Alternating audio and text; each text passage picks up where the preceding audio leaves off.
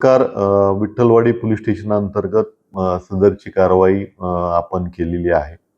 हा जो आरोपी आहे त्याचे पूर्वाश्रमीचे रेकॉर्ड आणि नुकताच मागच्या महिन्यातही त्याच्यावरती एक नवीन गुन्हा दाखल झाला होता आणि सदर जी कारवाई आहे ती करण्यासाठी जे महत्त्वाच्या गोष्टी लागत होत्या, रेकॉर्ड असेल आणि त्याचं एकंदरीत बिहेवियर असेल, हे पाहून आम्ही त्याच्यावरती MPDA अंतर्गत कारवाई केलेली आहे.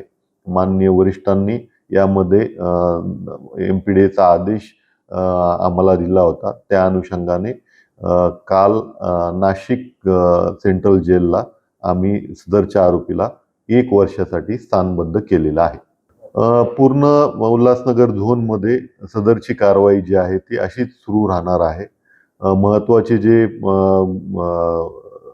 घटना असतील किंवा पूर्वाश्रमीचे रेकॉर्ड असलेले गुन्हेगार असतील यांच्यावरती सदरची कारवाई सातत्याने सुरू राहणार आहे.